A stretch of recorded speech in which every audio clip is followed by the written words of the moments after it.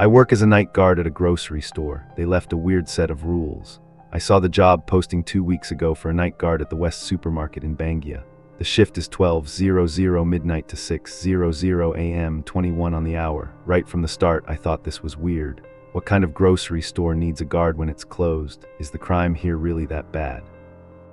But I needed the money, really needed it, and 2 days later, after a phone interview with a guy named Clive, I started my first shift. As soon as I parked, I kind of understood why they needed a night guard. The store was on the edge of a rundown strip mall. The big signs on the glass doors said SH, but looking at the dusty glass and the flashing lights, it looked like no one had cared about this place in years. I parked near the front door. As I got closer to the building, I saw a woman hurrying out of the store.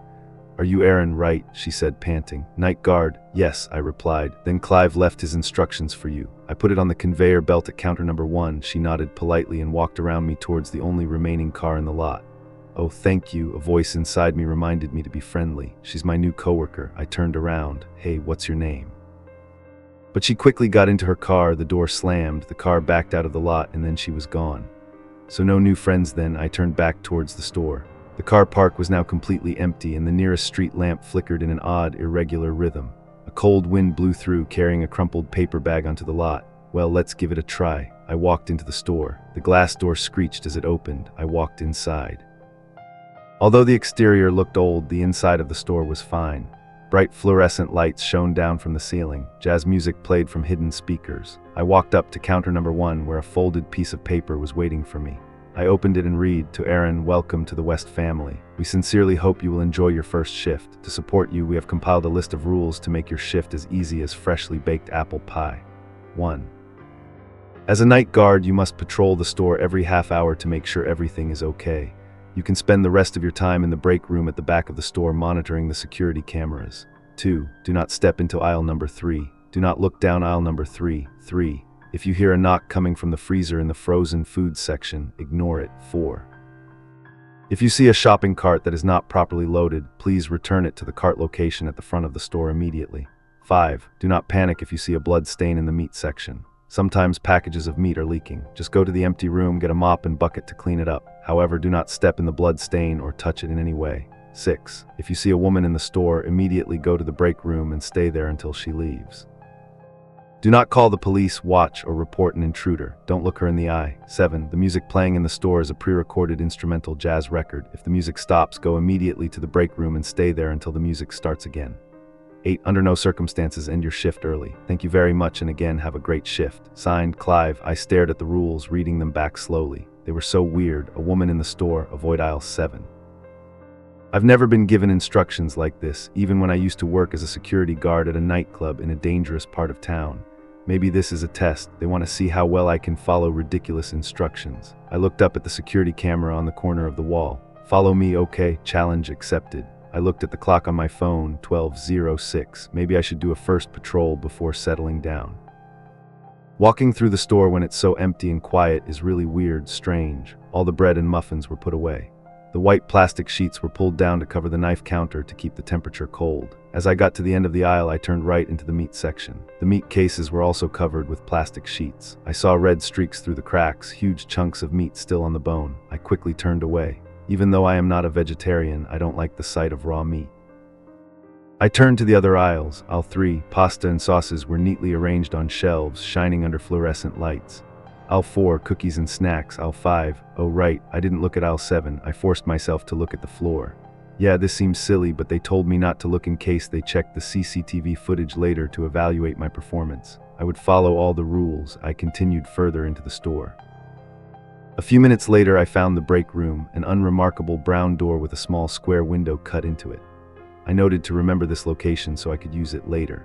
As soon as I finish my first patrol, I'll take out my laptop and continue watching Friday the 13th in the break room. I reached the west side of the store, the frozen section. I walked into the aisle, heading towards the front door. That's when I saw it, a shopping cart parked sideways in the middle of the aisle. I sighed. Of all the rules, this is the one that annoys me the most. I was hired as a security guard, not a cleaner. Isn't it the employee's job to get all the shopping carts out before they go? Why, sigh. I started pushing the cart towards the front of the store. The wheels rolled slippery under my hand. Jazz music softly played. I turned the corner and walked through the checkout area, heading towards the front door. That's when I heard it, a small sound, barely audible over the jazz. I stopped, trying to listen. A few seconds of silence passed, and then I heard it again. It sounded like someone crying. The hairs on my neck stood up. No one's here. The door's been locked all along, unless a customer accidentally got locked out after closing time. Maybe the employee I met in the parking lot didn't notice and locked the door before they could get out. Someone, I called out. In response, there was a long sob. My heart dropped to the bottom. The sound sounded like a woman's voice, or maybe a child. "I'm coming," I shouted. "Where are you?" They didn't answer, just kept crying. I frantically ran towards the sound, reassuring them that everything would be okay. But then I stopped. The sound was coming from aisle number 7. "Don't go into aisle number 7. Don't look into aisle number 7. The rules were very clear about that. I stopped right in front of the aisle next to a mayonnaise display and skillfully tucked myself in to avoid being seen. "I'll help, my friend," I called out. "Can you tell me what happened?" They finally spoke, but not to answer my question. Help me," the shaky voice rang out through the sobs. Please help." I wanted to go into the aisle, go there. One foot was off the floor, ready to run in to comfort them, but something stopped me, an instinctive feeling. An alarm went off in my head. Because of all the aisles, why was that person in aisle 7? Moreover, they were safe. They were in an empty store. To me, this wasn't a dark alley in the middle of the night. "Get out of that aisle," I called out, my voice shaking a little. "I'll be able to help you, please." The voice that responded, "Help me," was so eerie. There was definitely someone trapped after the store closed, and they were terrified. Just go into that aisle and help them get home. But in my head, another part of my primal survival instinct was screaming, "Don't move. Do you need me to call someone?" I tried. "Your parents, your family, the police. Help me," the voice was pleading. The way they said "help me" sounded exactly the same every time. There was a slight hesitation at the beginning of the sentence, emphasis on the word "I." It sounded like a recording or something made by someone over and over again. It didn't come naturally. "Get out of that aisle," I shouted. "Come out here and I'll help you." The sobs got louder, more frantic. "Help me," the voice was pleading again in a desperate tone that sent shivers down my spine. I stood there, pressed against the mayonnaise display, listening to them cry. It made my stomach turn. Even though it seemed a little unnatural, I thought about calling the police. They would know what to do. But I left my phone in my backpack at checkout number 1, and to get it, I would have to cross aisle 7. The rules didn't say anything about going through aisle 7, just that I couldn't step in or look at it. I couldn't just stand there and ignore it. What if it really was someone in need? What about a child with a sprain who can't stand up? "Don't worry, I'll get my phone and call the police," I screamed. Then I took a deep breath and stepped across the border of aisle 7 towards the checkout. As soon as I stepped through, the crying stopped so suddenly. The sobbing was intense, and then in a split second it was completely silent, as if someone had flipped a switch. Then the footsteps started.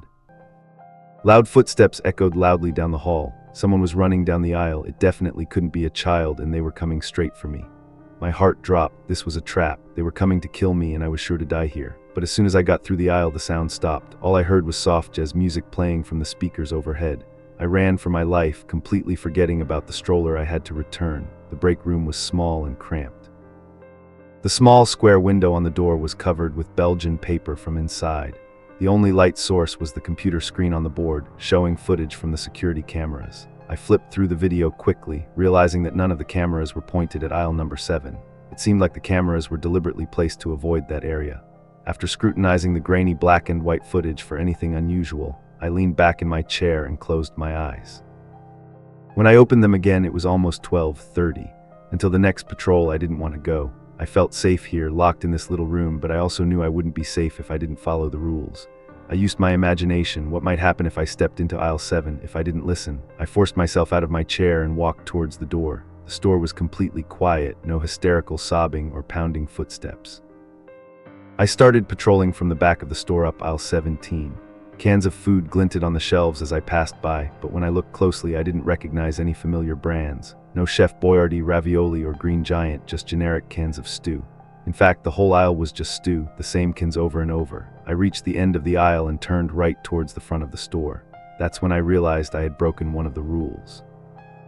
The cart I didn't return, it was no longer where I left it. Instead, it was neatly parked next to a checkout counter, as if a ghost had lined it up to pay. I paused for a few seconds, my hand hovering over the handle, and I grabbed it and pushed it towards the door, out into the parking lot in pitch darkness. Not a single light was on. The cart was just a few feet from the door. I told myself, get in and out quickly. It only took a few seconds. I did it as fast as I could. I ran into the darkness, shoving the cart into the line and rushing back inside. Then I closed the door and locked it. Okay, not so bad, I told myself, breathing a sigh of relief. For a moment I enjoyed the peace of the store, the quiet, the safety of being locked inside with no one else. But then I paused, the silence. Oh no, the jazz music had stopped. How long had it been? I was so worried about the cart I didn't notice. I rushed towards the end of the store. Cookies and snacks were next to me as I ran past. I turned right and rushed into the break room. I pulled out the list of rules and read it again. Under no circumstances end your shift early. Why did Clive write this? Is this just to make sure no one quits mid-work, or if I leave early some horrible fate will befall me? Because I really want to leave. I opened my backpack, pulled out the can of soda I brought with me, popped the lid, and took a sip. Then I scrolled through the security videos. 5 hours left. The next 4 patrols went pretty smoothly. The rules didn't say how long the patrols had to be, so every 30 minutes I ran a lap around the store as fast as I could. The whole thing only took about a minute. Then for the remaining 29 minutes I locked myself in the break room. On my second patrol, as I ran through the freezer, I heard a tapping sound. At first, it was a soft tapping on the glass. Then it got louder, like someone was slamming their palms against the freezer glass door. As per the rules, I ignored it. I just kept running until I was back in the safe break room. On the last patrol, the jazz music stopped playing again. I immediately changed direction and sprinted back to the break room while the silence echoed in my ears. Now I'm in the break room again with 3 hours left. I watched the clock on my phone. The seconds slowly ticked by. 3:00 a.m. I stood up, trying to shake off the tension in my body, getting ready to run. I used to be a runner in high school, but over the past 10 years I have lost my strength. The last patrol left me panting, my legs and arms tired. I gripped the doorknob, my heart pounding in my chest. 3, 2, 1, let's go. I threw the door open and rushed out of the store, but I didn't get far because there was a large pool of blood on the floor. I stopped. The air felt like it was being sucked out of my lungs. I stood frozen, staring at the pool of blood glistening under the fluorescent lights. The rules said I had to clean it up, but it would take at least 10 minutes. I'm not safe out here. I swallowed hard and rushed to the storage room, grabbed the mop and bucket, and started cleaning up as fast as I could. It was a mess. I slid the mop through the pool of blood, then dipped it in the bucket, repeating. The soapy water in the bucket turned red several times. A few times the water splashed, almost hitting me, but I finished. I wiped it up without touching any blood. Unfortunately, when I was done, the clock said 3:27. It was time for my next patrol. I was too tired to run, so I just walked quickly around the store. I went through the frozen section. Now I noticed there were handprints on the glass door, handprints of all sizes, slanted and smudged, but the size wasn't right. The fingers were too sloppy. I turned away and continued on. There were another 2.5 hours. The sound of my footsteps echoed on the floor. The jazz music was starting to get on my nerves. I must have heard the same saxophone tune repeated like 20 times. It made me want to punch something. So I continued walking through the old knife section, walking quickly through the aisles. Then I stopped. Something caught my eye in one of the aisles. I stepped back and looked closer. There was someone standing in aisle number 1, a woman. She was wearing a blue linen dress and black high heels, long black hair that fell down almost to her back, touching her waist. She stood with her back to me, motionless, with her pale arms hanging down by her sides. In her hands was a basket filled with pieces of raw meat. The rule rang in my head. If you see a woman in the store, go to the break room immediately. Don't look her in the eye. I slowly backed away, trying to be as quiet as possible. Then I turned into the aisle next to her, heading towards the break room. Clack, clack, clack. The sound of her high heels echoed on the tiled floor. I sped up my pace towards the break room, but then I stopped. Her footsteps weren't coming from behind me, they were coming from in front. I looked down at the floor just in time to see 2 pairs of shiny black high heels enter the aisle. I stared at the ground. Don't look her in the eye, don't look her in the eye. Those words echoed in my head. But I had to get to the break room, and she was standing in the way. All I saw was her shiny high heels and small drops of blood dripping from the packages of meat in her basket, smeared across the floor.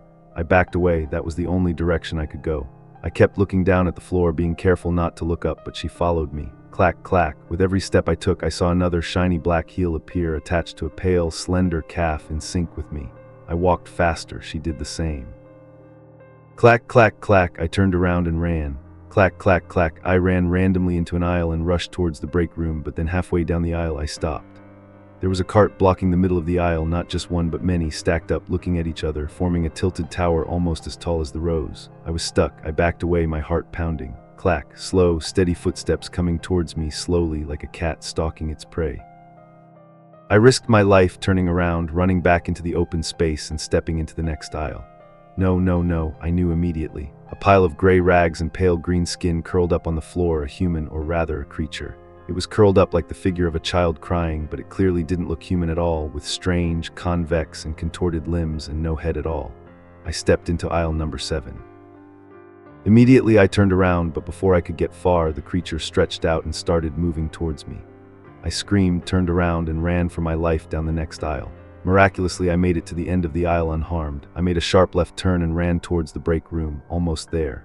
My hand touched the doorknob. I twisted it hard and rushed inside, collapsing onto the chair, gasping for air. I took a deep breath, staring at the locked door. Was I really safe here? The rules never said I would be safe. Maybe it just reduced my chances of being killed. I turned my gaze to the security camera screen on the desk. The camera showed the middle of the store, and from what I saw, the aisles were empty, no trace of the woman. I moved to the next camera. The knife section was empty. I pressed another camera. I was startled. She was standing right there in front of the break room. She stood still as a photograph, except for the trickle of blood from the meat packages in the basket onto the floor. I swallowed and turned away from the screen to look at the door. My heart felt like it was about to jump out of my chest when I saw her silhouette under the crack of the door. Go, please go, I prayed in my head. The shadow of her head on the door frame tilted as if considering what to do next. Now I understood why the window was covered. I forced myself to turn away and look back at the screen.